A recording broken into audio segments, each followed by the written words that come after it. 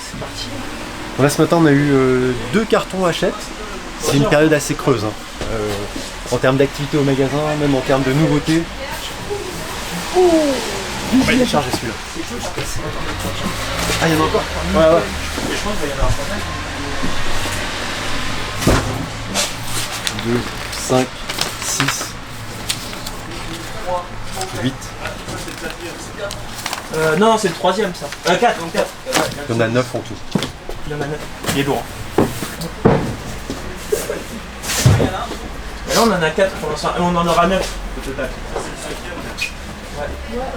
Là, regardons, on va en avoir 9. Ouais.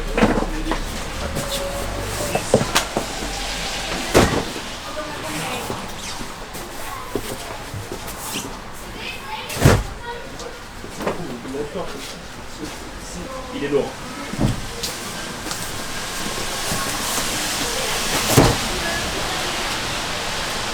C'est vrai qu'on pensait que la baisse d'activité était liée aux vacances scolaires, mais je trouve que là, même cette première semaine de reprise de l'école, c'est calme. Lundi, mardi, on n'a vu personne.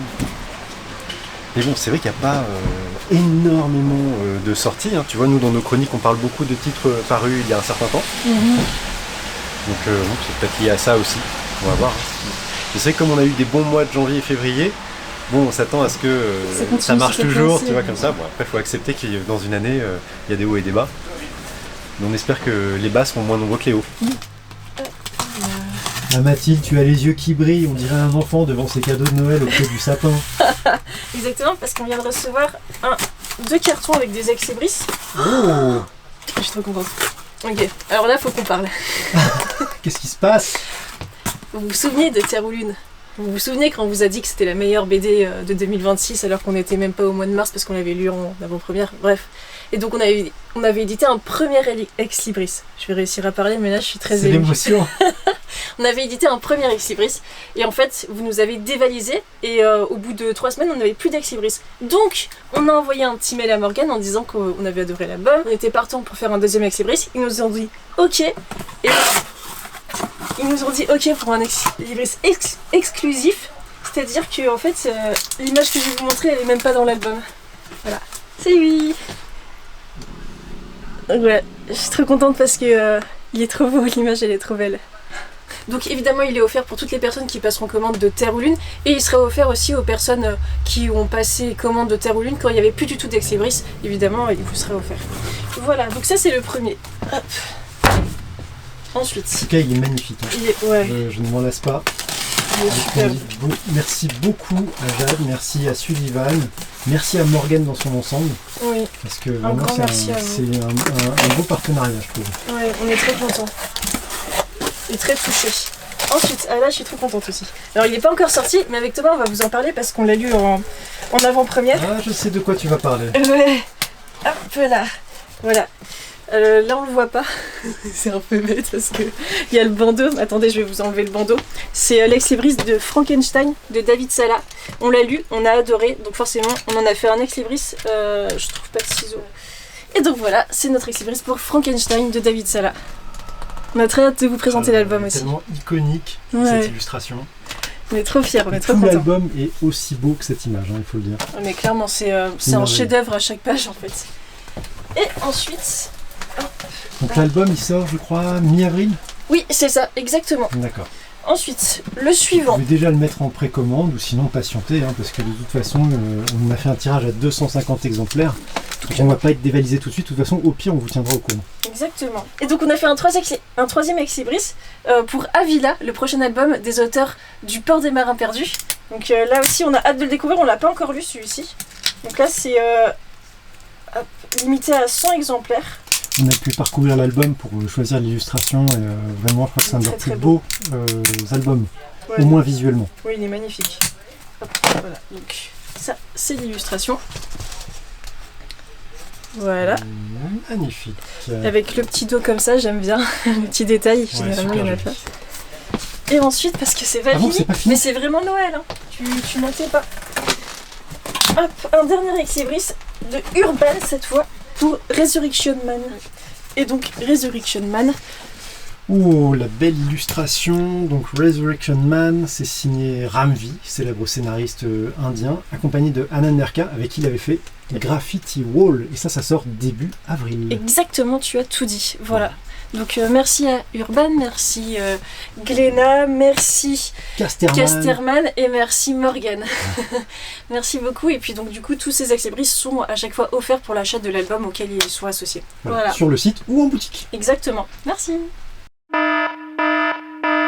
Et c'est parti pour une nouvelle tombola BD16 et cette semaine nous faisons remporter 3 exemplaires du thriller post-apo de cette année 2026. Je veux bien sûr parler de Off, paru aux éditions Daniel Maguen. Pour participer, rien de plus simple. Tout d'abord, vous avez droit à un ticket tombola qui vous est offert par la librairie lorsque vous remplissez le formulaire qui est en description de cette vidéo.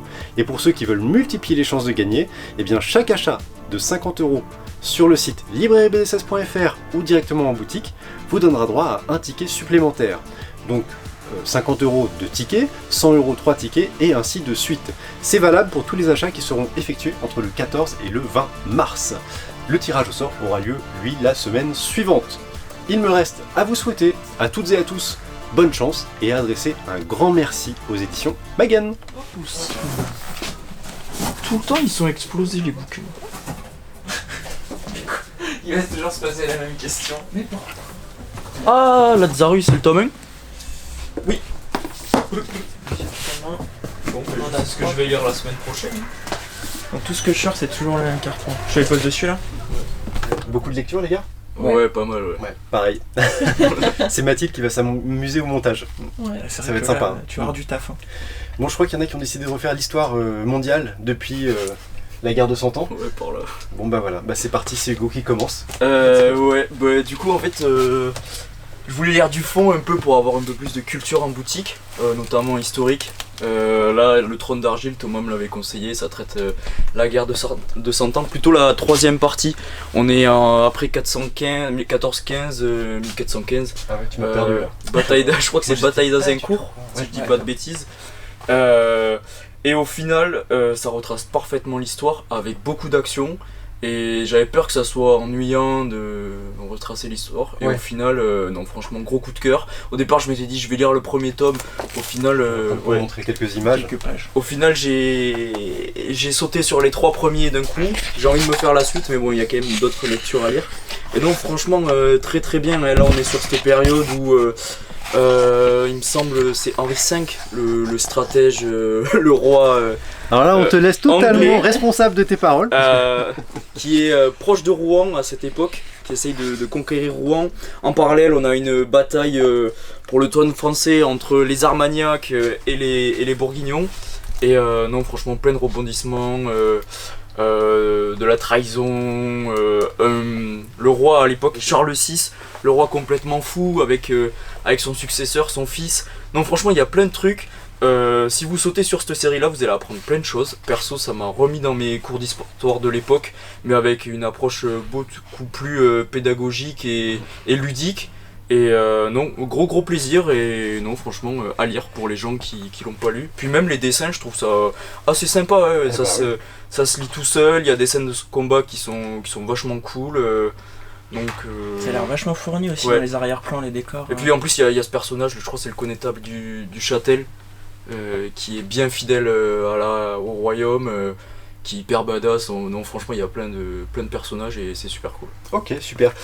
Trône d'Argile, c'est une série qui a commencé il y a 20 ans et qui va s'achever cette année avec le 7e tome, qui a mis très longtemps à apparaître parce que Théo, le dessinateur, eh bien, il a commencé à se révéler avec cette série. Ouais. Et c'est vrai qu'il a vraiment un grand talent. Là, on a montré le dessin du tome 2, mais il faut savoir que son style va continuer d'évoluer au fil des volumes. Et puis, il y a eu un hiatus parce qu'en fait, c'est lui qui a repris le dessin de Murena à partir du tome 10, suite au décès de Philippe Delaby, qui était le dessinateur originel de Murena. Donc voilà pourquoi ça a pris un peu de temps pour la suite du Trône d'Argile. Exactement, et c'est vrai que c'est une série que moi je me souviens quand j'ai ouvert la librairie, le premier tome sortait. Et c'est une série que j'ai très longtemps conseillée, et puis quand il s'est avéré que la fin n'arrivait pas, on a arrêté. Ouais. Mais à savoir que là, pour la sortie du tome 7, il y aura également 2 packs. Ok. avec donc les tomes 1, 2, 3 dans le premier et les tomes 4, 5, 6 dans le suivant, avec je crois un gratuit à chaque fois. Donc Ah, ça c'est peut être sympa, l'occasion ça, de c'est bien, ouais. Ça de permet faire de les relancer. 7 tomes pour le prix de 5, donc ça peut être vraiment cool. Ok, super, bah, franchement ça donne envie de le relire, mais j'ai pas le temps. On remonte un petit peu le temps, les navires, les esclaves, les plantaisons. Je vais y aller. Ok. Il y a de quoi faire. J'ai lu Atarghoul dans la continuité de Junk qu'avait fait Bruno avec Potier. Ici, il retrouve Nuri, son collègue de Tyler Cross. Et franchement, c'est génial hein, parce que on va retrouver ce dessin hyper minimaliste de Bruno qui, au première approche, on se dit bon, d'accord. Et au final, son dessin, il est juste énorme. Ça colle parfaitement au thème. Et en fait, pour le petit pitch, on va suivre c'est triste à dire, hein, mais des échanges d'esclaves, des hommes de couleur de l'époque qui sont pris pour des objets, des animaux. C'est très dur, hein. Franchement, ils ont réussi à faire une BD pour retracer une période hyper sombre de l'histoire et nous rappeler à quel point l'esclavage, c'est terrible et j'espère que malheureusement ça existe encore dans le monde. En fait, on va suivre cet esclave Atarghoul qui a tout d'un esclave modèle et au final, à la suite d'un gros problème, il va devenir l'opposé de ce qu'il laisse paraître. Et non, franchement, génial, plein de rebondissements, ça refait un petit peu l'histoire et ça se lit d'une traite, c'est badass, c'est très touchant, c'est très absurde et donc ça nous touche en plein cœur et si vous l'avez pas lu, foncez. C'est un classique que je dois découvrir. Ouais. J'ai toujours pas lu. On en avait discuté un peu donc. Et ça, franchement, tu lis ça en 1 heure et tu te dis ouais d'accord. Ouais, ça te met un coup au moral quoi. Ouais voilà, c'est ça. Donc voilà. Et on continue sur la frise. Ça va encore du coup. Bah je pense non. Thomas il va. Ah oui, Bah, du tu coup, voulais je me remettre suis en dit, avant ça Junk. s'insérait bien dans l'histoire, Ouais. hein? Parce que en là, on parle. passe au Far West. Ouais. Ouais, oui, On parle après, de passera Junk. à l'autre côté. Parce que je lui glisse dans les mains parce qu'il l'a lu récemment, il a adoré et c'est le même Ouais. dessinateur. Donc, C'est le même, il y a juste le scénar qui change, là on est sur C'est Potier il me semble. Oui. Oui. Western un peu, ça a tout d'un Tarantino, ça ressemble au 8 salopères en termes western glacial avec la neige ou autre, des personnages tous plus absurdes les uns que les autres. En fait c'est le chef d'une troupe qui recontacte tous ses collègues de l'époque, 15 ans après, pour une énième chasse au trésor, peut-être une dernière chasse au trésor. Et au final, on va s'apercevoir que la chasse au trésor, c'est un prétexte pour dénicher un traître. Et western spaghetti, violent, tous les personnages sont tous plus absurdes les uns que les autres. Et au final, ils deviennent tous attachants avec leur personnalité. Et non, franchement, c'est pas Tarantino, c'est Potier, c'est Bruno. Et franchement, c'est génial, quoi. Si vous l'avez mais, pas lu. tu vois, c'est marrant parce que quand tu vois le dessin de Bruno, tu te dis toujours, ouais, ça va être un peu simpliste, ça va être Ouais. du western, ado, machin. Et en fait, c'est diabolique hein, Ouais. comme scénario. Hein. Ouais, Et Potier mais m'avait c'est- pas habitué à ça parce que moi, je pense souvent à Potier pour Ratafia, qui était Ouais. une série humoristique sur la piraterie. Mais là, je veux dire qu'ils ont signé un scénario qui m'a vraiment scotché, quoi. C'est Ouais. génial. Mais même, c'est ce que je disais un peu avant, en fait, ce qu'on avait dit. Bruno, t'as l'impression que c'est minimaliste au premier abord. Et en fait, son dessin, il est génial. Et j'ai l'impression que ça soit Tyler Cross, Atarghoul, Junk, à chaque fois, ça colle parfaitement à l'histoire. Et ça sublime le scénario, tu vois. Donc, non, franchement. Et il est revenu au western il y a pas longtemps, Ouais. puisque c'est lui qui a signé le Lucky Luke, Ouais, le le Lucky dernier paru en Luke, fin d'année. c'est quoi le Dakota, je crois. Wyoming, non, c'est Dakota Dakota. Ouais, Dakota. Dakota Donc, non, franchement, si vous avez envie de vous faire, vous prenez Tyler Cross, Junk et Atarghoul. Vous avez les classiques de Bruno, même s'il doit y en avoir d'autres, j'imagine que j'ai pas lu. Ouais, mais on l'a quand même. Mais Ouais, là, il y a de C'est quoi long faire. du pavé, hein, déjà. Carrément. Donc voilà. Et on continue la frise historique. Alors, Oui, où est-ce qu'on arrive là Eh ben, là, on va Là, aller on à la arrive. Grande Dépression. Grande dépression aux États-Unis. Bon, c'est quand même un cours d'histoire en accéléré. Ouais. Parce que bon, on saute quelques étapes, mais Oh, Révolution française. on peut pas tout faire. Mais ouais, donc Will Eisner. Ah, J'avais. oh la vache. Non, Tout le mais monde a entendu là, parler de Will tu Eisner. nous enchaînes les classiques. Les classiques, ouais. Euh, Laisse le haut du panier.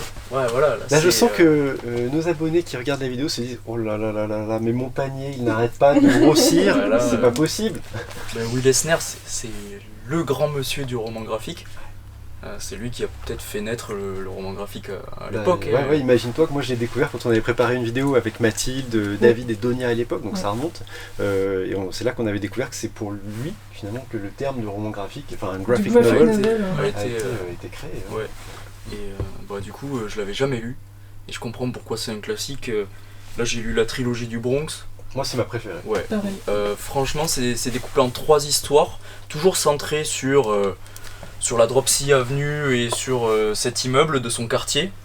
Donc en fait, c'est une semi-autobiographie, parce que Will Eisner, il va s'inspirer de ce qu'il a traversé quand il était jeune, durant cette grande dépression aux États-Unis et ce petit quartier du Bronx, pour rajouter un petit peu de la fiction et créer cette trilogie.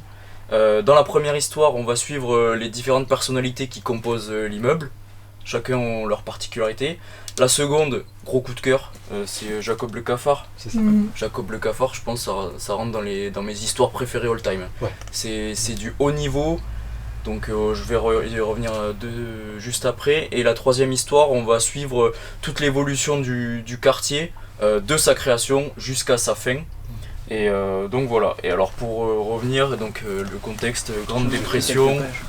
Je vais montrer le dessin. Ouais. Grande dépression, krach boursier et tout ce qui s'ensuit. De nombreux migrants qui viennent de différents pays viennent s'installer dans ce quartier. Ça crée donc forcément différentes cultures, différents conflits. Ce petit quartier juif de l'époque, hein, parce que bon, mine de rien, à la base c'est américain, mais ensuite il y a les juifs qui sont arrivés, ensuite les Siciliens, les Hollandais, les Irlandais, il y en a un paquet. Et ça retrace parfaitement l'histoire, parce que ça aborde les thèmes de l'époque, le krach boursier, la Grande Dépression, l'immigration ou autre.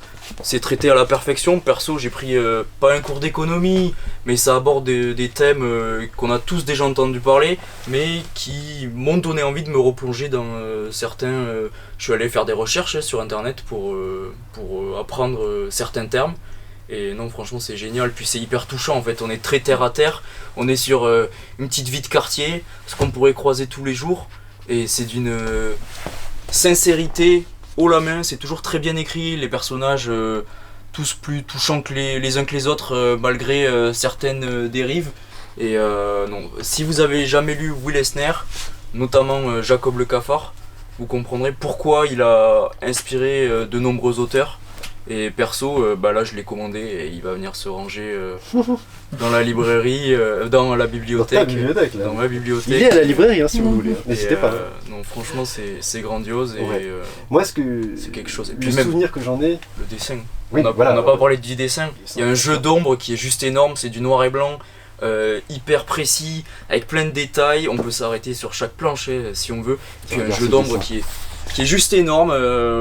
Non, franchement. Il y a quelque chose d'intemporel, je trouve, dans son dessin. Ouais. C'est vraiment, ça aurait pu être dessiné aujourd'hui. C'est quoi, en 78, et je crois il a démarché quelques maisons d'édition pour faire paraître ses bouquins.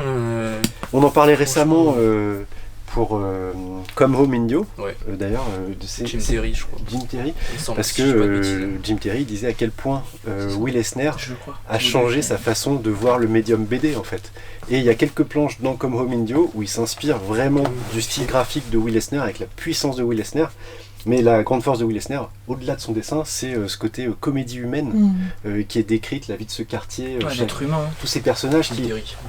Personne n'est tout blanc ou tout noir, tout le monde a sa part d'ombre, et c'est ça qui est magnifiquement raconté, je trouve, dans la trilogie du Bronx. Bah écoute, merci beaucoup, Ouais, c'est magnifique. parfait. Voilà, Flo. Bah oui. On enchaîne. Parce que là, on est clairement encore à la sortie de la Grande Dépression. Là t'as découvert Giant du coup. J'ai découvert Giant. En fait, Michael, il a sorti ses Sœurs de Vagues, son dernier. Ouais, exactement. Alors sur Sœurs des Vagues, il est au dessin, mais il est pas au scénario. Là sur la trilogie new-yorkaise, donc avec Giant, Boot Black et Harlem, il est au scénario et au dessin. Tu veux présenter Giant? Oh, non, franchement, comme tu veux que j'en veux, parle? Après, moi je l'ai lu là parce que du coup j'avais beaucoup aimé, j'avais beaucoup apprécié le dessin de Michael dans Sœurs de Vagues. Ouais. Et Flo nous a tout de suite parlé de sa trilogie New-yorkaise. new-yorkaise. Ça m'a vraiment donné envie de le lire, et puis même j'étais vraiment dans ma période de Grande Dépression aux États-Unis. Là on est clairement dedans, hein, avec on va suivre des migrants irlandais qui ont quitté leur pays parce que c'est la guerre civile en Irlande. Exactement. À l'époque, donc pour pouvoir vivre et envoyer de l'argent au pays pour les familles. Exactement. Et donc je vais te passer la suite. Carrément. Déjà on va vous remontrer le dessin parce que Sœurs des Vagues ça avait bien marché quand même en ligne. Et là vous retrouvez le dessin de Michael, comme l'a très bien dit Hugo, ça se passe pendant l'époque de la Grande Dépression. Et alors à chaque fois je préfère préciser, je te montre quelques planches. Donc Giant, notre personnage principal que tu vois juste ici. Donc à chaque fois ce sont des diptyques, des histoires en 2 volumes. Giant c'est le premier de la trilogie new-yorkaise. Et comme l'a dit Hugo, on va suivre dans l'histoire de Giant les immigrés irlandais. Ouais. Et ce qui se passe, c'est que tout simplement, le début de l'histoire, on a un ouvrier qui va mourir lors de la construction du Rockefeller Center. Et il va tout simplement tomber. Et on a Giant, notre personnage principal, qui est un ours un peu taiseux, qui va être chargé d'envoyer une lettre pour prévenir sa femme qui est restée en Irlande. Le problème, c'est que Giant, il va tout simplement se faire passer pour le mari de sa dernière parce qu'il n'ose pas lui dire que son mari est décédé. Donc il y a un côté ultra touchant. Comme Hugo l'a dit, ce personnage, en fait, il y a quand même un secret qu'on découvre dans le 2e tome. Et ça parle de l'être humain, de l'immigration aux États-Unis et de la place de toutes ces communautés, que ce soit polonais, irlandais et compagnie, qui vont essayer de s'installer dans New York, quoi. Donc vous avez cette histoire de Giant qui est en 2 volumes, mais comme je vous ai dit, on appelle ça la trilogie new-yorkaise parce que Michael est parti sur 2 autres histoires, aussi en 2 volumes. Il y en a une qui s'appelle Boot Black, qui là va être l'histoire d'un jeune cireur de chaussures qui ne rêve que d'une chose, en fait, c'est de sortir avec une jeune femme qui s'appelle Maggie. Sauf que pour ça, lui se dit je dois avoir des moyens. Et donc il va commencer à essayer de se faire un peu d'argent. Ce qui va lui l'amener en fait à côtoyer une partie des familles mafieuses, notamment italiennes. Et on va voir comment ce jeune homme, donc on va le suivre sur une grande partie de sa vie, va commencer à dériver. Donc est-ce que lui va réussir tout simplement, je te montre encore quelques pages. Donc comment lui va réussir, une fois orphelin, à se sortir, à se démener pour avoir une vie correcte dans Manhattan. Donc toujours à cette période des années 30. Et pour finir, donc ça ce sont 2 personnages fictifs. D'ailleurs, tu coupes. Tu sais qui m'a fait penser le Giant ? Ouais. Dans Punk Rock Jesus. Oui, il y a ce côté irlandais, puis c'est un irlandais. Et il y a... on va pas dévoiler le secret. C'est sûr, mais ils ont à peu près le même passé. Ouais. Et après vous avez Harlem, qui est sur celle qu'on appelle Queenie. C'est Stéphanie, et j'ai oublié son nom de famille, je suis désolé. Stéphanie de Monaco. Qui est une personne qui a réellement existé. Je crois que c'est Stéphanie Sinclair, je suis désolé, tu mettras une petite notation si c'est pas son nom de famille. Elle, c'est une jeune femme qui va débarquer des Antilles et arriver à New York. Et sauf que donc elle intègre le quartier d'Harlem, et là va y avoir un peu conflit d'intérêts parce qu'elle est antillaise, c'est un quartier afro-américain.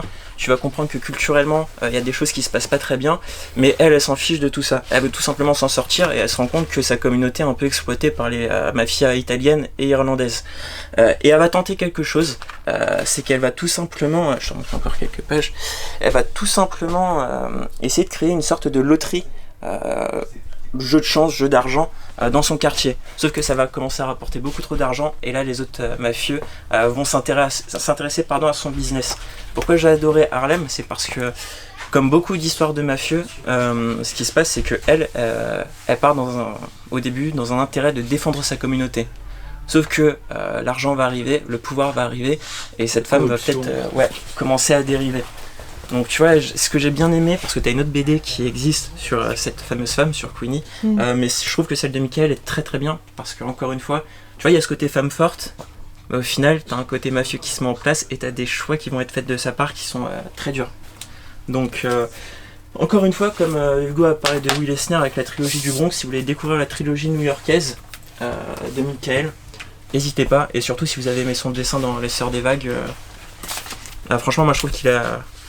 Enfin il a un côté, tu sais, tu parlais de jeux d'ombre et compagnie, c'est ce que vous retrouvez aussi chez Michael. Bon, je pense qu'il est temps d'interrompre cette séquence histoire. Merci à nos deux Alain Decaux de référence, bien sûr, pas, c'est nous-mêmes.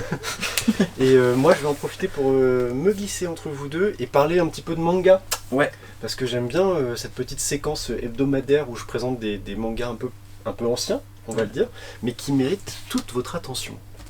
D'ailleurs, n'oubliez pas, hein, si vous n'êtes pas encore abonné à la chaîne, il faut le faire. Il faut liker la vidéo, Balancer des commentaires. Ouais. Commander sur librairiebds16.fr. Ça c'est très important. C'est le bourrage de crâne.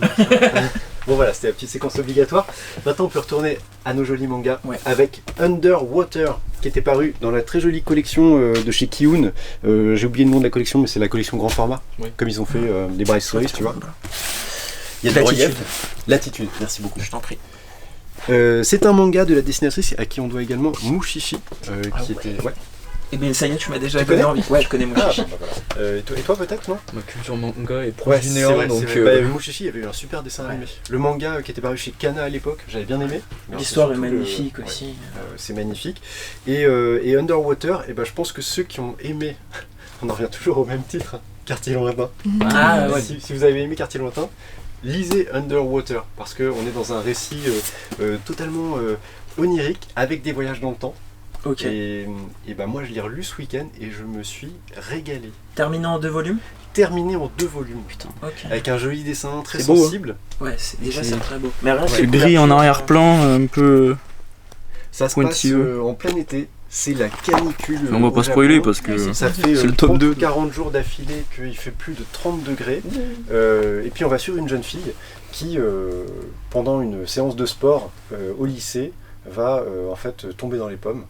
Et à cette occasion, elle se retrouve projetée dans son village natal, mais plusieurs générations avant, à la rencontre de ceux qui furent ses ancêtres. Ok. Voilà. Et ce qui est génial, c'est qu'en fait on va découvrir que la topographie en fait, du village a changé au fil du temps. Ok. Et il y a une raison à cela, que je ne vous dévoilerai évidemment pas, mais c'est une petite merveille de sensibilité. Moi c'est vrai que c'est ce que j'aime. Alors tu vois, on parlait il y a quelques semaines de Undercurrent, que vous êtes nombreux d'ailleurs à avoir commandé, à avoir lu et apprécié, j'espère en tout cas. Mais voilà, on est toujours dans cette veine assez sensible et assez contemplative de manga, avec une dessinatrice qui a un talent très émotionnel, je trouve, dans son dessin. Série complète en 2 tomes. J'ai vérifié qu'ils sont encore disponibles chez l'éditeur, donc j'en ai repris un petit peu pour la boutique. N'hésitez pas, si vous aimez Quartier Lointain, si vous aimez les récits intimistes, les récits de famille, parce que c'est vraiment l'histoire d'une famille, c'est un pur bonheur. Autre lecture du week-end pour moi, ça a été une relecture. Et oui, parce qu'en fait, les 5 ans de cet album, bien sûr, Le Grand Vide, de Léa Muraviec. Et super relecture en ce qui me concerne. Je crois que tout le monde l'a lu ici. Ouais. Bon, on l'a tous lu aussi à sa sortie. Ouais. Du coup, Ah ouais, on l'a tous lu à la même époque, quoi. Ouais. Et franchement, vous l'aviez aimé à l'époque ou pas? Oui. Ouais, Ça avait connu un gros succès. Hein. Ouais. Le Grand Vide, ça raconte l'histoire d'une jeune femme qui s'appelle Maëlle Naher. Et en fait, elle a une homonyme qui est très connue. Sauf qu'elle vit dans un monde futuriste, c'est une dystopie, hein, dans laquelle en fait, si vous ne vous faites pas connaître sur les réseaux, eh bien vous disparaissez. Alors qu'en revanche, si vous êtes parmi les plus connus, vous devenez un immortel.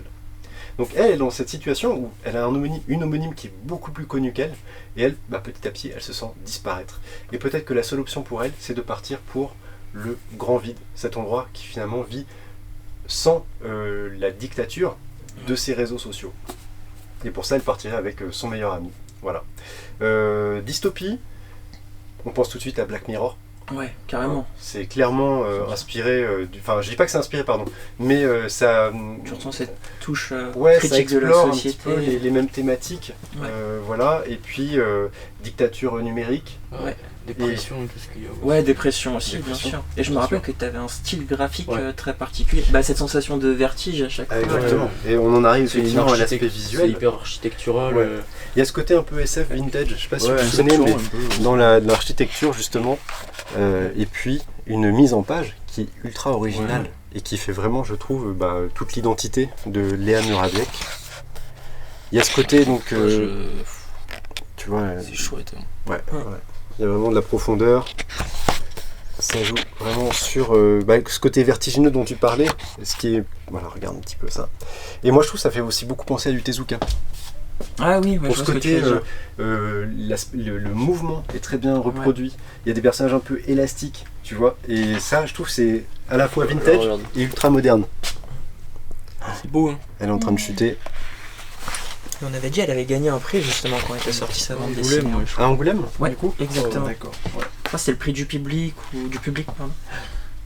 C'est vrai que moi à l'époque j'avais beaucoup aimé, mais on vendait assez peu finalement à la librairie de BD indé.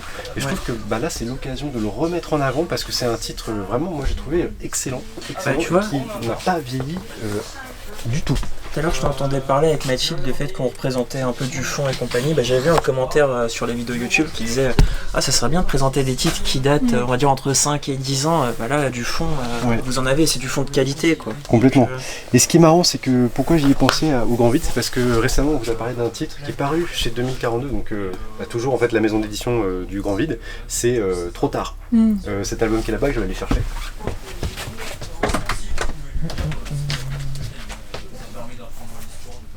Ah oui, mais il faut que je le lise aussi. Oui. Et en fait, ce titre, il a un petit peu les mêmes inspirations graphiques, du manga vintage, très années 60. Tu vois, sur des séquences comme ça.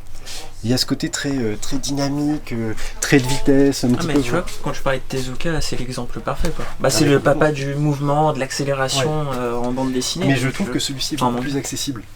Et il va nous parler à tous parce que on est dans la dictature de l'égocentrisme, du nombrilisme, et c'est ce qui est vraiment mis en exergue dans cet album, que je trouve intelligent, visuellement très très bon, très intéressant, très novateur. Rien que cette couverture. Au début on s'en rend peut-être pas compte, mais regarde comme c'est vertigineux parce qu'elle s'agrippe à la fenêtre d'un immeuble et là tu vois la ligne de fuite qui part comme ça. Je me permets, même la quatrième de couve, je la trouve incroyable, tu vois. Tu parlais de ce côté où c'était Hugo qui disait le côté architectural et compagnie, tu le ressens vachement. Ouais, et puis ce que j'aime bien, c'est qu'il y a des touches très 60s, 70s dans les panneaux, parce qu'en fait tout le monde fait en sorte que son nom apparaisse sur les murs des immeubles pour qu'on ait tout le temps en tête la personne en question. Tu vois. Toujours dans le but de il faut pas qu'on m'oublie, il faut que j'existe.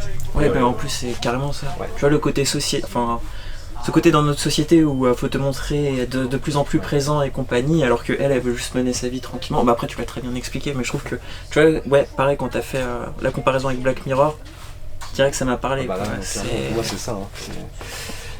C'est clair. Et on continue avec c'est quoi, c'est de la SF ou de la fantasy Et tu vois, c'est plus proche de l'heroic fantasy.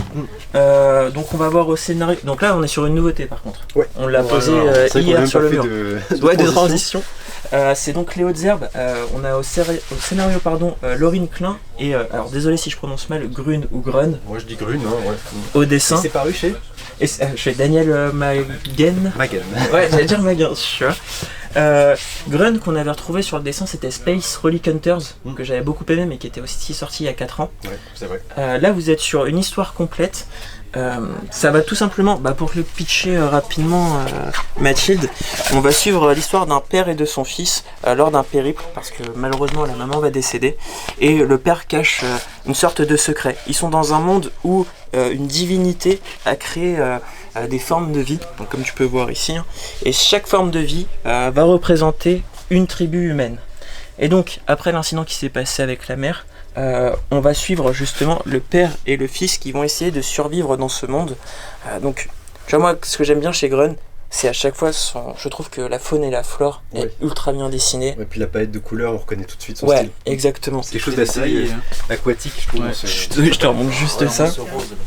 Et donc, c'est très très beau. Sauf que tu vas comprendre très vite dans l'histoire que le père de famille cache un secret à son fils et ils vont être poursuivis par d'autres tribus. Comment ils vont s'en sortir et quel est ce fameux secret que cache son père. Donc moi je trouve qu'il y a un côté très touchant, t'as de l'action, t'as de l'aventure, t'as du périple, mais ça parle surtout de la relation père-fils et de la transmission notamment, liée aux légendes et compagnie. Donc ça a été un coup de cœur récent. Donc si vous voulez une bonne histoire d'heroic fantasy avec, comme j'ai dit, une faune et une flore ultra bien dessinées, une palette de couleurs magnifique, n'hésitez pas à partir sur Les Hautes Herbes, c'est un très beau récit. Il tape fort en ce moment Daniel Maguen. Celui-là, off, on en récupère un paquet d'exemplaires cette semaine pour ceux qui attendaient pour se le procurer avec Lex Libris. Vous pouvez y aller, il n'y a pas de problème. Et pour ceux qui ont déjà l'album mais qui n'ont pas eu Lex Libris, vous nous envoyez un petit mot et on vous l'envoie avec votre prochaine commande. Carrément. Donc voilà en nouveauté. Et puis toi, je crois que tu vas nous parler d'une nouveauté qui n'est pas encore sortie. Bonjour Mathilde. Bonjour monsieur. Comment vas-tu? Et oui, on va vous en parler tous les deux parce qu'on a vu tous les deux, Ouais. Thomas et moi, de Frankenstein de David Sala. David Sala qui avait fait l'adaptation du joueur d'échecs, la magnifique adaptation du joueur d'échecs, et qui avait fait un album qui s'appelle Le poids des héros et que j'adore. Enfin, toi aussi t'avais adoré. J'adore aussi, bien Et sûr. toi aussi. Ouais, je l'avais lu, Voilà. j'avais beaucoup aimé. Excuse-moi Hugo, je vais t'embêter juste un instant, Ah, c'est oui. juste pour montrer aux gens le joueur d'échecs que voici. Ouais, Voilà. très belle C'est un adaptation. auteur qui a une carrière qui remonte à encore avant, parce qu'il est sorti un très bon road movie qui s'appelle Ripley, Ah oui. mais le succès est arrivé véritablement avec Avec. Le joueur d'échecs, qui était une adaptation incroyable pour certains, peut-être dont moi, encore finalement supérieure à l'œuvre originale, parce qu'il apporte une touche visuelle qui est exceptionnelle. Et donc du coup, nous, on a eu la chance de recevoir en SP Frankenstein Ouais. et de l'avoir lu. Et franchement, moi, j'ai trouvé ça génial. J'ai jamais lu le roman de Marie Shelley, toi non plus, je crois Non. pas. Donc c'est vrai que moi, je connais, et j'avais jamais lu d'adaptation BD de cette œuvre. Donc c'est vrai que je connaissais assez mal l'histoire. Pareil. Et j'ai été franchement saisie de bout en bout, déjà par le dessin qui est exceptionnel, hein, on peut le dire. Si tu veux, je vais Ouais, je suis là pour te rendre compte. voilà. Faut pas avoir le reflux. Oh. Ouais, ça c'est compliqué avec les reflets. Pour moi, c'est beau. alors avec Terre ou Lune, c'est le choc esthétique Ah oui. de ce début d'année. Esthétiquement, c'est magnifique. On voit les lignes de fuite comme sur le joueur d'échecs Ouais. hein, d'ailleurs. Complètement. Ça fait vraiment un clin d'œil. Et puis plein de styles visuels différents, picturaux différents aussi. Ouais, les couleurs qui claquent. Ouais. Des références à plein d'artistes. Ouais. Et alors, c'est vrai que Frankenstein, en fait, quand on nous a annoncé que David Sala adaptait de nouveau une œuvre de la littérature classique, je me suis dit, ah ouais, d'accord, donc il a fait Le joueur d'échecs, maintenant il fait Frankenstein. Mm. Frankenstein, on a déjà eu des adaptations en BD, tu avais peut-être lu l'adaptation de Georges Bess? Non, mais notamment. je vois la BD Ouais. avec les Dracula et Voilà, compagnie. c'est ça. Bon, je t'avoue que je me disais, ouais, ça fait un peu réchauffer. Ouais. Mais en fait, Avec son style graphique, je trouve qu'il il donne encore une nouvelle, un nouveau souffle Ah, à cette complètement. histoire. parce que moi je trouve que tu sens dans son adaptation, visuellement, ce romantisme Oui. un peu torturé de la Complètement. littérature du 19e. Moi je trouve qu'il y a aussi une touche, si tu veux, de Dorian Gray, d'Oscar Wilde, Ah oui. parce que je sais pas, il y a quelque chose Il y a le côté romantique. ouais, enfin, comme tu romantique, disais. désespéré, Ouais. et puis l'histoire elle est quand même d'une force incroyable. Franchement, moi Parce que- je la connaissais pas l'histoire finalement et je m'attendais pas à quelque chose d'aussi fort. Ouais. Du coup, ça m'a donné envie de lire le roman. Je trouve que ça donne envie. Parce que l'histoire en fait, c'est celle d'un médecin qui va créer la vie. Ouais. Tu vois, il se prend pour un dieu quelque Oui, part. c'est ça. Et lui, il souhaite créer une créature magnifique et finalement, en fait, elle est affreuse. Et voilà à quoi il donne naissance, hein, ça c'est les premières pages de l'album. Et en fait, il va voir cette créature hideuse, monstrueuse, et il va la rejeter. Il va littéralement Il va l'abandonner. l'abandonner. Que va faire cette créature qui est animée de la vie finalement, qui a un cœur, qui a une âme? Ouais. C'est Et ce qu'on tout- va voir dans l'album. Ouais, et tout de suite on le traite de monstre alors qu'en Ouais. fait lui il est pur puisqu'il vient de naître comme un petit Ouais, bébé comme finalement. un- C'est mignon comment tu le présentes. Non mais c'est vrai, non parce que Ouais, ce ouais. que tu Je dis sais est pas, totalement vrai. c'est qu'il comme est s'il totalement abandonnait, innocent mais et- c'est comme s'il abandonnait son enfant Ouais. finalement. Moi j'ai trouvé ça atroce. Moi ça m'a beaucoup fait penser à Elephant Man. Ah, oui, David bah Lynch. oui, Ouais, bah, de bien David sûr, Lynch, parce bien que sûr. c'est pareil, cette créature qui est monstrueuse, qui est Mhm. montrée dans des freak shows, et ben Ouais. en fait elle a un cœur pur. Mais Exactement. les gens se fient uniquement à son apparence. Et c'est ça qui était. Comment le monstre va être créé Voilà. vis-à-vis Ouais. du regard des autres. Ah ouais. Donc non, Enfin, franchement, très très fort et puis magnifique. magnifique. Ouais. Et la couverture est incroyable La par couverture contre. est incroyable. Ah, et puis je vais Non, chercher mais les Tu peux Ah oui, prendre, bah tu oui. peux prendre Ça n'importe va quelle planche. Regarde, tu peux prendre n'importe quelle planche de l'album.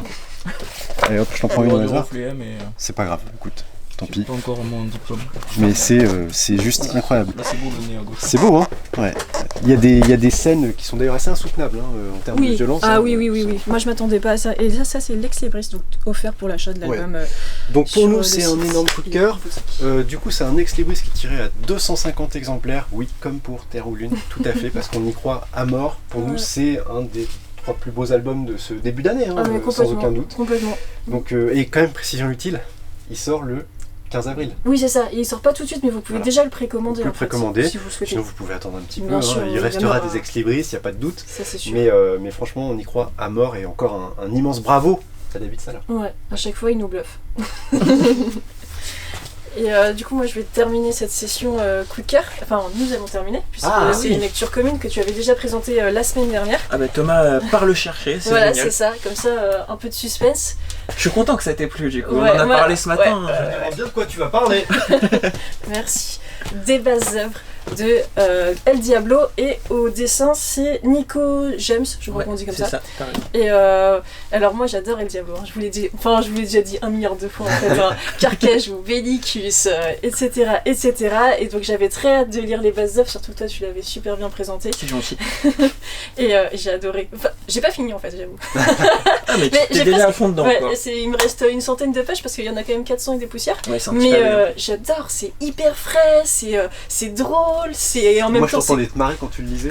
Ça raconte l'histoire d'un mafieux et puis toutes les personnes qui gravitent autour de lui. Moi j'ai trouvé que franchement ça fait du bien ce genre de lecture. C'est complètement comme tu disais, moi tu vois c'est les dialogues je les trouve vachement péchus. Ouais. C'est très décalé, le fait que t'as un récit choral avec tous ces personnages qui se connaissent pas et qui au bout d'un moment vont se retrouver. Oh sans doute. Ouais. Et comme tu disais ce côté décalé chez les mafieux, parce qu'on n'est pas dans un récit sombre non plus. Non, c'est pas sérieux, mais en même temps c'est pas complètement, c'est pas naze, hein, c'est pas nul, c'est pas débile, Tu vois comment on disait, c'est faussement bête dans le sens où t'as de l'action, t'as des dialogues un peu décalés, mais du coup ça parle d'une certaine réalité dans les petites villes américaines. Complètement, ouais. Donc, franchement moi je prends mon pied, je savoure cette lecture. Je vais vous montrer le dessin qui colle parfaitement avec ce type de récit, c'est un peu crado, vous voyez, non franchement c'est très très bien fait. Je me régale. Voilà, donc merci pour. Ouais, je t'en prie, ça fait plaisir. Hein. Et encore une fois, on peut dire que El Diablo, c'est El Diablo, co-créateur des Lascar et des Cassos. Ouais. Pour ceux qui ont connu soit sur Canal+, soit sur YouTube, parce qu'au final les Cassos, je crois que ça a vraiment explosé sur YouTube. Oui. Quelqu'un les sauces. Exactement.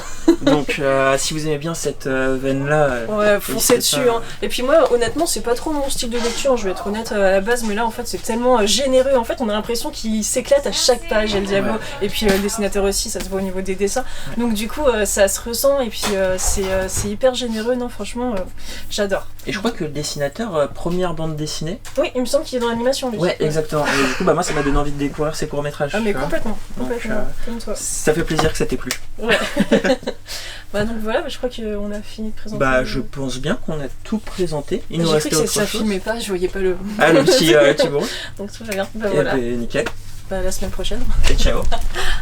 Et c'est l'événement hebdomadaire, c'est le tirage au sort. Exactement, le tirage au sort, et cette fois-ci c'est pour Greenlander, sorti aux éditions Oxymore. Donc Greenlander de Beck, moi je ne l'ai pas lu, mais je crois que toi tu l'as lu. Ouais, je l'ai lu, ouais, vraiment dans la lignée Torgal, voilà, pour les amateurs de mythologie nordique. Exactement, donc je vais tirer au sort 3 personnes, comme d'habitude. Donc c'est parti. Voilà. Alors. Donc c'est un tirage au sort qui est effectué parmi les personnes qui ont répondu au formulaire en description de la vidéo, ceux qui ont également effectué un achat sur le site ou en boutique. Donc tous les 50 € d'achat, un ticket de tombola en plus. Exactement, et la première personne que je tire au sort c'est Emeric A. Bravo à toi. Bravo Emeric. Ensuite, hop, second tirage au sort. Bravo Aurélie S. Bravo Aurélie. Greenlander. Une femme. Yes. Et la troisième personne, tac tac tac. Et bravo Angélique B. Tu remportes aussi Angélique. Greenlander. Voilà, merci beaucoup. Merci Oxymore. Et bravo à tous. Tu tournes pour avoir de quoi faire. Ouais, c'est ça. Là, c'est les nouveautés que tu sors. Pas les nouveautés, pardon, c'est le réa sort. Ouais, réa. De toute façon, là, il y a quasiment que du réa, là. De tout ce que j'ai du réa, donc...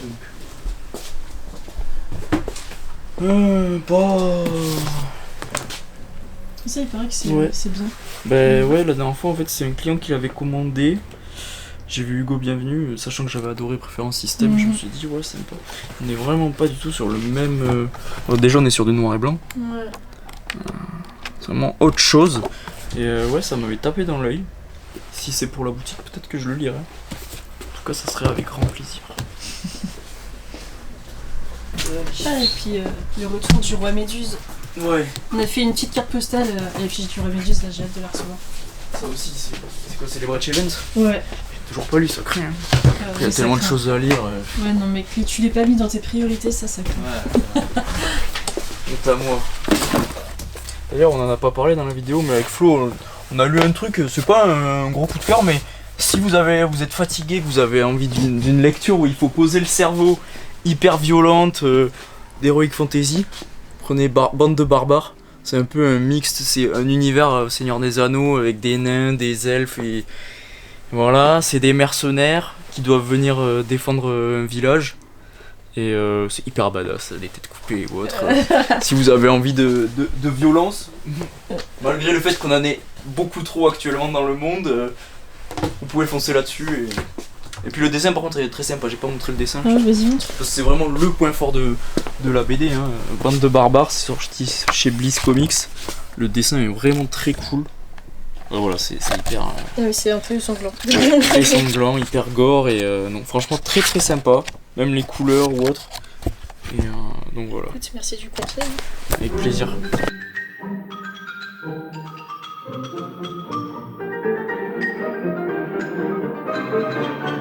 Tu nous filmes en mode main d'œuvre. Voilà, c'est ça. Il y a beaucoup de colis aujourd'hui. Là honnêtement il y en a peu, on a déjà bien avancé hier. Bah, déjà tout ce que tu vois ici et juste là sont déjà des colis là qui vont partir. Donc, on a notre ramasse aujourd'hui, donc vous allez bientôt être servis. Et non bah après on a eu quand même des belles commandes. Hein. Donc, Comme d'hab, gentil. ouais, on a des beaux paniers on va dire. Donc tant mieux, ça fait plaisir. Et Thomas n'est pas malade, hein. Vous l'entendez pousser mais il est pas malade, il est juste fatigué.